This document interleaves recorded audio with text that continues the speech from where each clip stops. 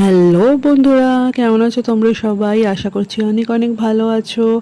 আমিও অনেক ভালো আছি। আমি হলাম রিম্পা, আর আমার নতুন আরেকটি ব্লগে তোমাদের সকলকে জানাই অনেক অনেক স্বাগত। তো দেখো, সকাল সকাল তো স্নান টান করে রেডি হয়ে চলে এসেছি নিজের জায়গায়, সেটা হচ্ছে রান্নাঘর। রান্নাঘরে রান্না করছি হচ্ছে আজকে মূলো শাক ভাজা, আর ওখানে হচ্ছে সব ভেজ ডাল, মুগের ডাল, আর এখানে বেগুন ভাজা, পটল ভাজা, এইসব রান্না হয়েছে আজকে। আর দেখো, রান্না করতে করতে তো বেরিয়ে পড়েছে আমাদের এখানকার সেই বড় ঢ্যামনা সাপটা। এখানেই থাকে দুটো সাপ, এরা এখানেই থাকে, মাঝে মাঝে বেরোয়। আর এত বড় না, সে দেখলেই কেমন গা শিরশির করে। আর দুষ্টু তো দেখে খুব মজা পেয়েছে।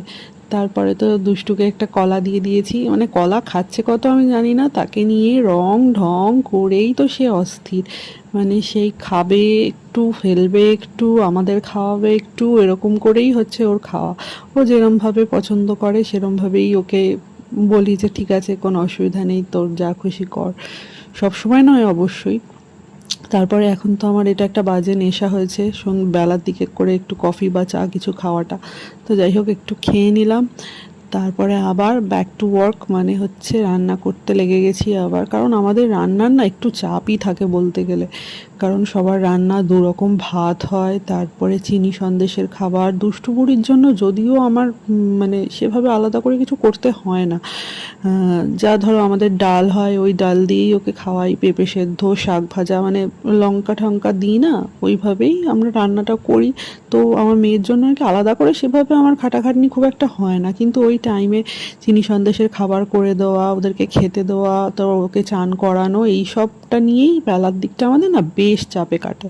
তারপর দেখো না, ঘর ঝাড় দিচ্ছি। ঘর ঝাড় দিলে আমার খাটের তলা থেকে যে কি কি বেরোবে, দেখো একটা আলু বেরিয়েছে, তারপরে চুড়ি, এই সেই আরও কত কিছু বেরিয়েছে ভেতর থেকে। মানে সেই আগের দিন খেলছিল, আলুটা ঢুকিয়েছে। তারপর বিয়েবাড়ির নিমন্ত্রণ করেছে, খাপটা, সেই কার্ডের যে খাপটা, সেইটা ঢুকিয়েছে। তারপরে ওই যেটা দিয়ে সেই কেক করে ওইটা, ওই জিনিসটা, মানে কত কিছু যে আমার খাটের তলা থেকে, ঘর থেকে বের হয় যখন ঝাঁটা দিই ঘরে, সে মানে কি বলবো। তোমাদেরও কীরকম হয়? তারপর চিনি সন্দেশের লোম তো আছেই। মানে রোজ যদি আমি দুবার তিনবার করে ঝাড় দিই তাহলে মনে হয় ভালো হয়। এটা মনে হচ্ছে না কতদিন ঝাড় দিইনি, এটা কিন্তু রেগুলারের ব্যাপার, রোজই এরকম বের হয় ঘর থেকে। মানে বাচ্চা থাকলে যা হয় আর কি, যত আবর্জনা, যত জঞ্জাল সব নিয়ে এসে ঘরেতে জড়ো করে। আলু, পটল, গাজর, ঢ্যাঁড়স, মানে কিচ্ছু বাকি নেই। যত ঘরের বাসনপত্র, যত ঘরের সবজি, এইগুলো হচ্ছে ওর খেলার জিনিস। খেলনা, খেলনা একটা আমাদের চেয়ার আছে।